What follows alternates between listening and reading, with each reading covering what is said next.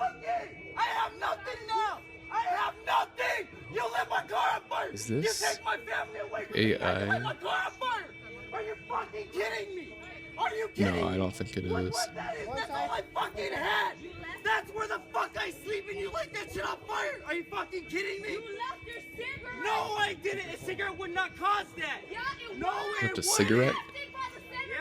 Yeah, I left it by the center console, yeah? I really did. I really did, yeah?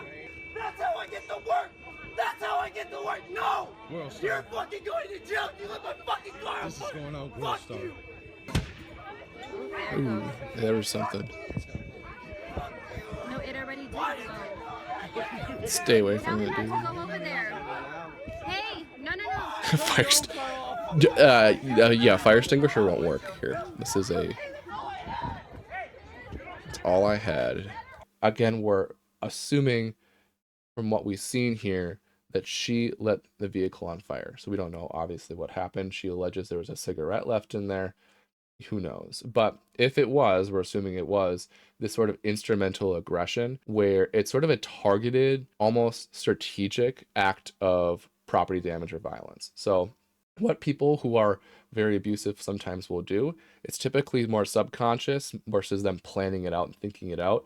That's getting into sort of psychopath, sociopath territory. But most people kind of do it with a subconscious goal in mind where they want to reduce the amount of freedom somebody has. Sometimes it's kind of pettiness or spiteful to get back at them, but sometimes it is strategic in terms of damaging their economic ability. So he had work, he mentioned, so he's thinking, I have to get to work.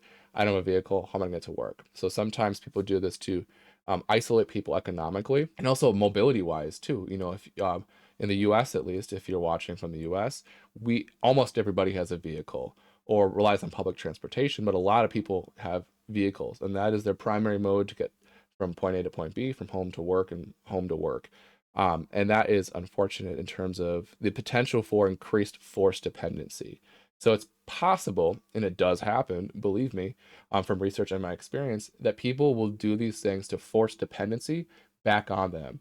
You know, your vehicle got burned because you left a cigarette there. You have to kind of move back in with me while we figure out, you know, a situation. Even though we're split up, we'll sleep in different rooms, and then, you know, things escalate, another domestic happens. It's very possible this is that situation.